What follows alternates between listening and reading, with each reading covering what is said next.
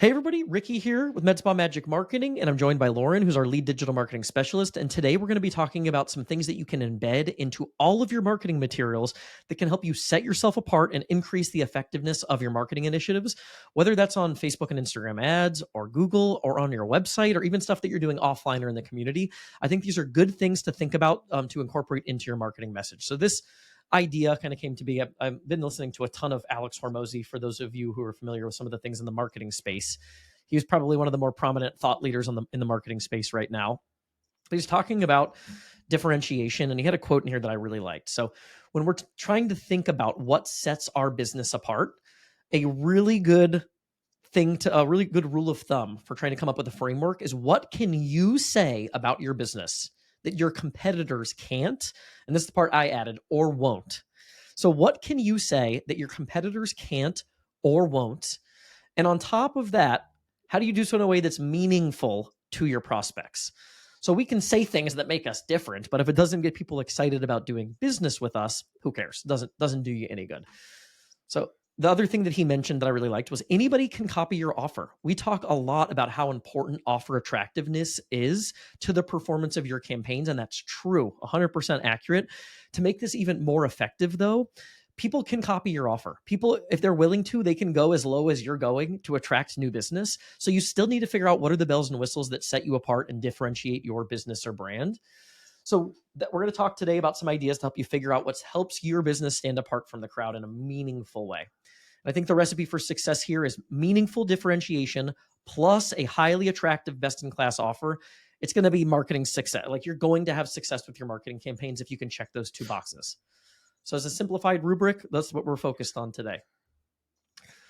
All right, some ideas on the reputation side. Lauren, I would say this is one of the first places that we go when we're looking for things to incorporate into our ad messaging, is what reputational items can we incorporate into our ads to make them more effective. If you don't have this, we're going to show you a bunch of other ideas, but I do think this is a good first order priority. What do you think, Lauren? Like, this is probably one of the first places to look in terms of differentiation. Absolutely. I think it's the biggest place people look on their own too to try to find things. So if you're already bringing it to the surface, it helps you right off of that. Yeah, good point. Like, you're mapping to the user's natural buying experience. Like, they're going to go dig on reviews. And if you can truly stand apart. So what do we mean though by truly stand apart? So yes, if you have good reviews, I would incorporate this into your marketing messaging. But if your good reviews put you just on par with other people in your town, probably doesn't check the box of being substantial enough to create a meaningful impact. In terms of differentiation, we're working on this for a client right now. They've got over 400 perfect 5-star reviews. By all available evidence, they truly are the top rated med spa in their town. And if you have actual evidence to show you are the top rated med spa in your town, well, then you better be using that in your marketing materials.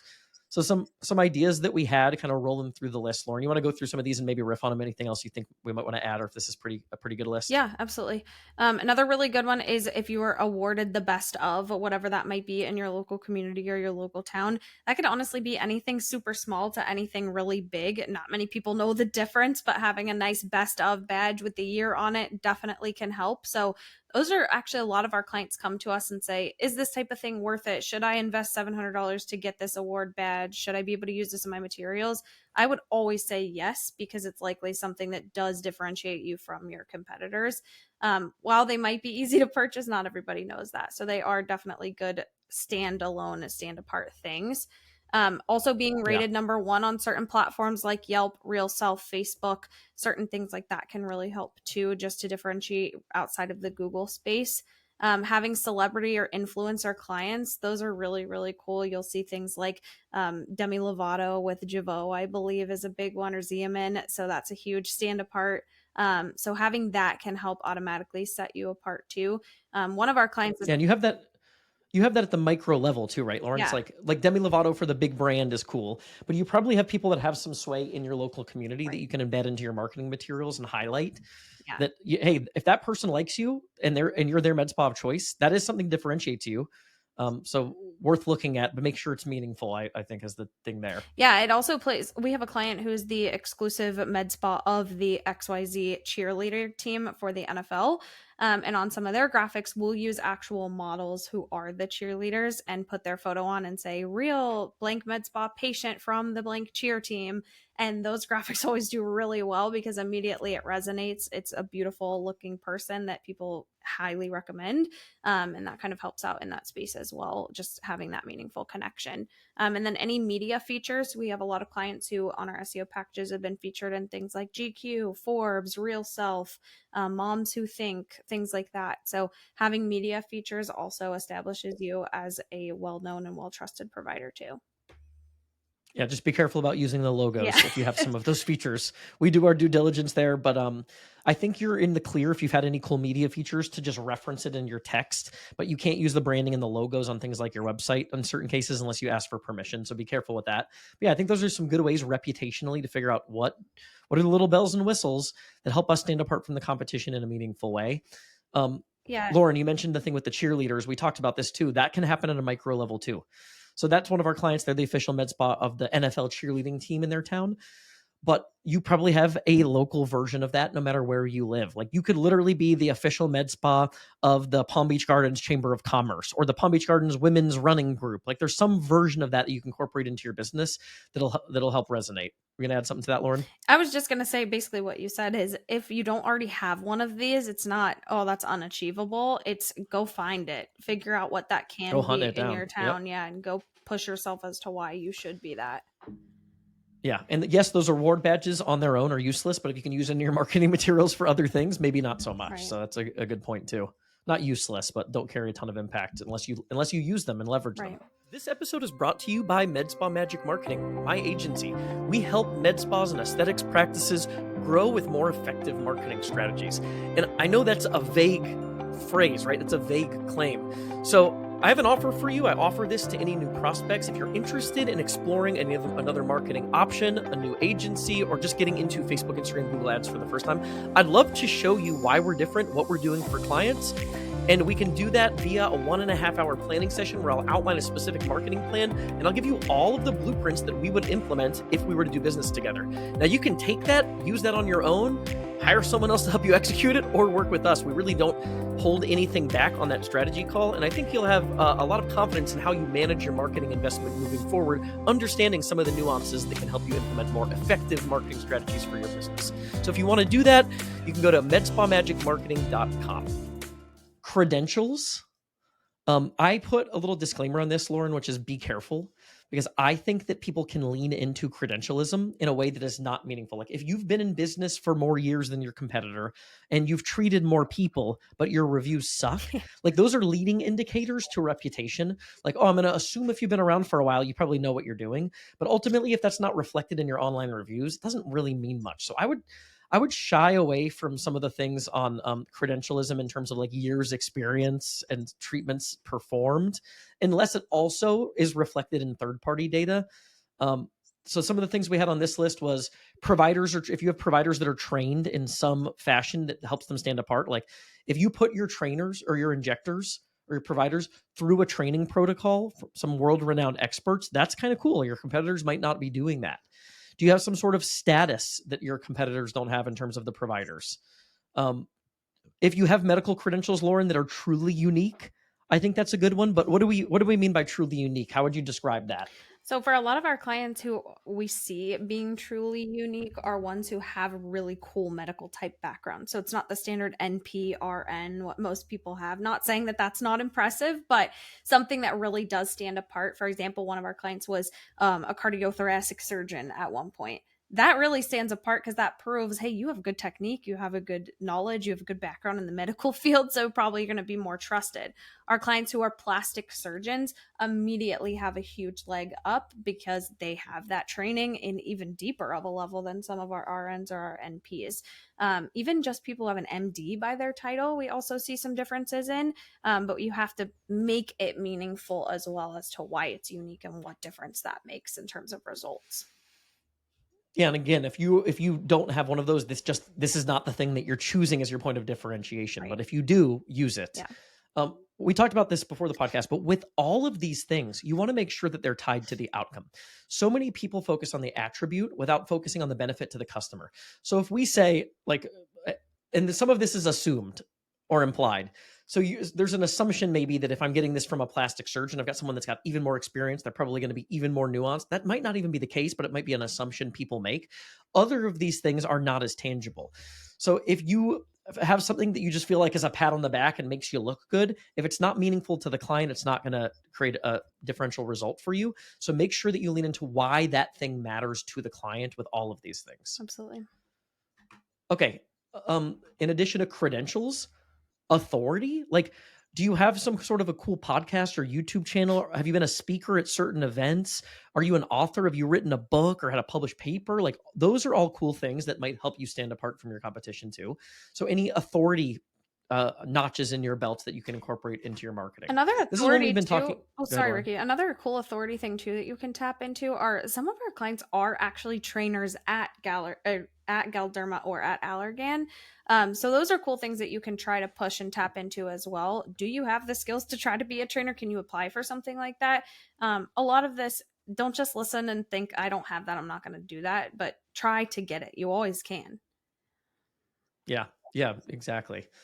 Um, yeah. So if your providers aren't checking any of the boxes so Yeah. far, go figure out how to reverse engineer it. Yeah. This is one we've been talking a lot about recently, Lauren, which is like protocols or methodologies. This is an easy one. So talking about going to get it, you get to make this one up. So there's no excuse, I would say, to not have this as at least an option to embed into your marketing materials. You want to go through this a little bit, Lauren, what we mean by like having like you don't even need the bullets probably, but like a proprietary methodology or protocol that guides treatment. Yeah, absolutely. Just anything that's unique as to why your treatment is going to be better than somebody else's. A lot of our clients will do the skin imaging, but again, you have to explain why that makes a difference. So if we know the back end of what is really happening within your skin or your identified age, we can better treat it to get your result. Maybe that's not through the treatment you thought you wanted by something different. Some clients are using some of the new imaging or ultrasound type devices to actually watch what's happening and where things are being placed. Things like that are really beneficial just to add another notch in your belt. What to be careful about here, though, is we talk a lot about these proprietary type combinations in ads specifically of, hey, we got this really great thing. It's just a filler plus Botox package that we put a cool name on. Make sure it actually is proprietary and unique to your providers or whatever that combination might be. And have a reason as to why it's special, not just putting random treatments together and calling it something cool. Yeah, I think I've seen a lot of other marketing people try to put lipstick on a pig with offers, which is like, we're just doing two things and giving it a fancy name. I think that's going to lead to dissatisfaction when people figure out what's really happening. But if you have to actually have like a treatment philosophy that guides all of your providers, or a protocol or a methodology that you use that you've developed that you think provides a superior result, explain that you have it and explain why you think that it produces a superior result. So kind of show your work on some of this stuff too.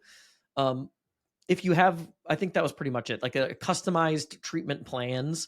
I think one of the clients that we're thinking of, again, a major shout out to Stephen and Renata at Rowdy Med Spa for this one. I've been using it a lot, but they've even got like a matrix for their treatment protocol that touches all of their different service components. So when you come in, the consult is guided by, what is it, Lauren? Like injectables, devices, products, Mm-hmm. and there's one other, or is that Injectable three? laser skincare and oh gosh, there's Is another there three? lasers, I I thought there think. was four. I don't know.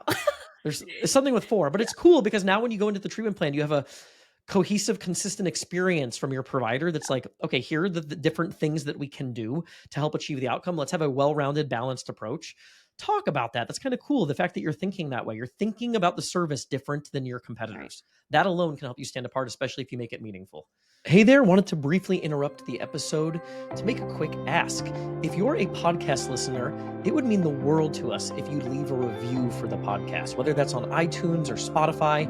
It's something I hadn't really remembered or thought of asking for, but it does help us show up more frequently so that we can reach more people with the information that we're providing. So it would mean the world to us if you'd leave a review on iTunes or Spotify, if you're listening on audio.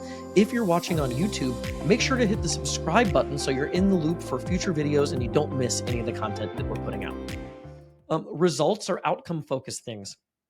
If you've got a product or a service line that has really high satisfaction on real self, you might want to shout that out, because a lot of the concern people have around a lot of these products, especially when you get past injectables, is, does the thing really work? If you have something that's expensive and people don't know if it really works, that's a recipe for disaster. So show any sort of satisfaction ratings that you have associated either with your practice or the services that you're performing. If you're willing or able to do like a results guarantee, satisfaction guarantee, or an adjustment policy, you're reducing the risk that's inherently going to make your offer and your marketing message more attractive. Time to results. Could you have some sort of proprietary treatment solution that's a combination of things where it's like one appointment, instant real results, where people actually can walk out and feel like they see the difference in their skin? If you have something that can do that, that's really interesting and different. So a proprietary combination of treatments. Those are some of the ideas on the results and outcome focus side. Anything else you can think of there, Lauren? Do you think that pretty much checks those boxes? I mean, I would even also tap into reviews and things like that. I know that that's not necessarily proprietary or unique, but having really, really solid reviews and utilizing them more prominently is very beneficial as well. Even if it's from one of those people we talked about earlier, an influencer or a cheerleader or somebody in the local community, utilizing those reviews to your advantage too, and really making that prominent, I think, is an impact. Yeah, and again, as you're going through this list, the filter is what can you say that your competitors Right. can't? It's not just what can you say. What can you say that your competitors can't? So if there are four other competitors in your town also have this device that you think is cool, that doesn't check the box. If they've got the same credentials, that doesn't check the box. But when you talk about individuals, like Lauren, you just mentioned like a testimonial from a specific person, that's pretty unique. They're not going to have that. And if that carries some weight, that can check that box too. Patient experience related items. So do you offer same day consults or same day treatments? Do you offer virtual consults? Do you have some sort of a luxury concierge experience? Now, I asked ChatGPT to review some of my list as I was going through this. It said something about champagne in the office. I don't know about the legality of champagne in the office. You might want to check on that one. But can you do something that actually makes it a little bit more fun to visit your med spa? Yeah. Like really make the experience just fundamentally different. It takes some time to get creative to do that, but that can be a really, really cool differentiator. Private entrance or VIP rooms for like existing customers can be cool too. Saturday, late evening, or even early morning availability. Think about how many people are trying to like get this done after work or on a Saturday, or maybe even this is what I don't hear much about, early in the mornings. I don't know. Like there are all sorts of options to increase your availability, to open up a window that your competitors might not have open. Yeah. And convenience is a key part of the purchasing decision. We talk about convenience a lot in terms of location in our marketing materials and the stuff that we talk about on the podcast and YouTube channel. But availability in terms of hours and ease of use is also important. Do you have a child-friendly waiting room? Like Mary goes to Burn. Lauren used to be a trainer at Burn. So like they have basically daycare in the gym. So for moms who have their kids and are busy and want to be able to like have somebody watch the kids and go to the gym and not worry about childcare or aligning schedules with their spouse when they're going to the gym, how nice is that? Like I've not really heard of many med spas doing that. Maybe that's not practical for med spas, but it's at least an idea. Like, do you have something that makes it convenient for people who have kids to come in and get what they want done without having to worry about childcare? Yeah. Other things too you can add on that are easy, or are there free little add-ons that you can do at the end or beginning of a treatment? Like one of our clients does a free dermaplane with every treatment because it's just so low cost and quick for her. Other clients do a free skincare giveaway when they leave. Little nice fun add-on things that not even necessarily get people in the door, but keep them coming back in the door once they love it. It's that experience then that they can talk about and utilize too. Yeah, and even if you're doing like an add-on where you're like just adding bells and whistles to the treatment, like the free dermaplane, there are going to be a lot of people that go, "What is a dermaplane? Right. What does that mean? I don't care." So explain to them why you love that service and what it's going to do for them too. If you're doing that, wait times. Can you actually ensure like zero wait times? People just walk in for their appointment. There actually is no waiting room. We had one of the guests on the podcast, and they mentioned that they would get like bubbling anxiety if they saw somebody sitting in the waiting room because they had a goal of a zero wait time policy. They wanted people to walk right into the treatment room, essentially. So if you can advertise, put that in your marketing messaging, that can be a cool one too. The last thing, this can get a little risky, so please be careful with this. But anything that's value or identity based, or this is just a reality of human behavior. People like to do business with people they feel like they have things in common with. And there can be a million different ways to do that. Like, and some of this is not so much about what you say in your marketing materials, but some of this can just be showing what you do, what you believe in. Little things like if you're a single mom who's like always shuffling their kids to soccer practice and you talk about the unique challenges in your like personal social media accounts, you have people following you, like that can be something that connects as an identity based element that connects you to a certain audience that makes people want to do business with you. Some easy things though that are more scalable is if you have a charity that you support with like a percentage of profits. You don't want this to not feel gimmicky, but if that charity is going to indicate some sort of value alignment, that can be cool too, right? Like if people see that you support that charity and it's a cause that's near and dear to their heart, that might be something that tips the scales in your favor and gives you a little bit of a competitive edge. Do you have faith-based integrations, like the way if your faith is really important to you and you use that as a way to guide your treatment philosophy, the way that you treat people, talking about that can help attract people that have that same sort of faith alignment. Do you have a cultural or minority status, and is that something that like is going to make certain people feel more comfortable, like, hey, I know I want somebody that kind of looks like me and knows this unique challenges I have with my skin and things like that, that can resonate. So if your providers have some sort of cultural identity that would align with certain segment of the market, that can be beneficial as well. Gender, Lauren, I think you wanted to add this to the list, and it was you don't have to have. We actually have a client that's experimenting with just a male only med spa. Now, I know most of you listening to this, you've got your client list is probably like 85, 15, 95, 5, somewhere in that range. But if you have certain marketing materials that are going out into the world that are aimed at men, then you're going to attract more men. Like Lauren, what was the example that you gave? One of our clients in Yeah, Florida. one of our clients did a microneedling and a hair restoration treatment on her husband. And after they posted the video of her doing it on her husband and talking through it, they got a bunch of DMs actually from men on Instagram or calls saying, "Oh my gosh, I didn't know you specifically work on men. I love seeing you do that to your husband. I would love to come in and try that." So seeing somewhere that welcomes maybe other genders too, if they want to come in and try something, helps them feel more welcomed as well. Yeah, be careful. Disclaimer on that one is if you like, you can segment different parts of your marketing message to that audience, but just know in our experience, what you typically see if you're targeting men with a lot of these cosmetic services, you're going to have a higher customer acquisition cost and a lower response rate. Just the reality is there's not as much demand for some of these things in the male market. So even if you have a video of a guy getting Botox in an attempt to build your male clientele, understand that's going to be less effective because if you're doing that, let's say on Facebook and Instagram via the ad space, the percentage of men, even if you target only men, the percentage of men that see that ad that are interested in Botox is much smaller than the percentage of women that see that ad that are interested in Botox. So as a result of that higher lower response rate, you're going to see higher customer acquisition costs, but there can be a use case for it. And it can be a good way to try to drum up extra business for certain services if used strategically. Yeah, it's a good use in So organics too. yeah, go ahead, Lauren. I was just saying it's a What good were you use gonna in say on that? organic social media too. It's not necessarily Yeah, something you have doesn't to cost put you anything dollars there. behind, but you can just say that's something you do too. Yeah, I think too a good way to think about like your representation in your marketing materials is to sort of align it with your market. So if your market is 90% female, 10% men, my easy rule of thumb is just make my marketing materials 90-10. So on my website, 9 out of every 10 pictures is going to be a woman, and then sprinkled in every once in a while will be a picture of like a guy. So you don't need to have this like 50-50 distribution, like Yeah. we're playing it down the line equal. So if you want to incorporate it strategically based on the percentage of people that you actually think are your clients and make it sort of representative. I think that can be a good way to do it.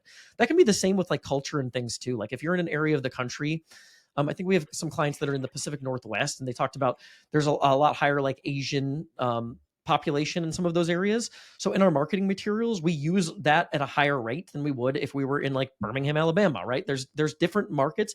And yes, people are going to be aligned when they feel like people share either identity values or even like ethnic background. So when you're thinking about that, you can incorporate that into your marketing at a ratio that makes sense. The last thing here was exclusivity based.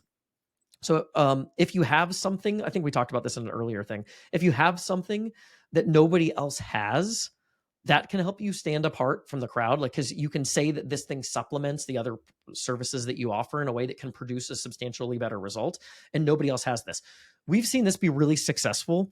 Like, I'm thinking, Lauren, of one of our clients that was in like Central Mass. Mm-hmm. They had this laser device. I don't remember the name of the device. Do you remember the name of it? Neogen. Neogen, which I think we weren't familiar with at the time. It's kind of Right. regionally popular. It started in the Northeast. Right. So we're like, people aren't really going to know what this is. This probably isn't going to work. But the cool part was they're kind of the only person in town that had it. So when you're the only person in town that has it, you have no competition, no real competition, because there's no actual apples to apples.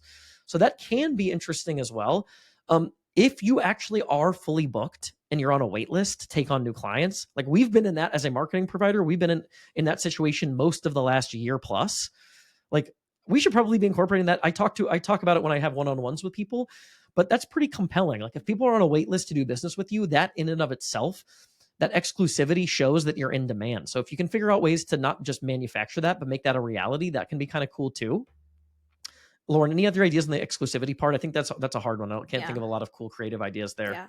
We were talking about if you want to be the one stop shop for all the things. So if you come in, you don't just do Botox and filler, but you do Botox and filler, you do functional medicine, you do hormone replacement, you do weight loss, you kind of have all the things under one roof. I think makes you more attractive too, because people don't have to hop around for what they want, but they can get all the things that they might need under one place and have that breadth of knowledge as well.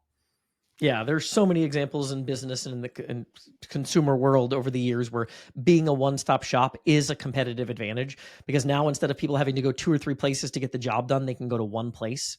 Makes it more convenient if they trust you. Like it's just easier to serve a person as a one-stop shop if they're looking for multiple services. So breadth of service offering, I think, was a good addition.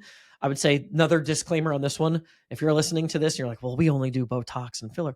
Don't go run out tomorrow and like think now I'm going to be the one-stop shop, so I have to add 97 services, because you'll probably just bankrupt your business. So make sure that you do this strategically. If that's already you, use that as maybe one of the things that you could put into your marketing mix. If that's not you, go to one of the other items on the list.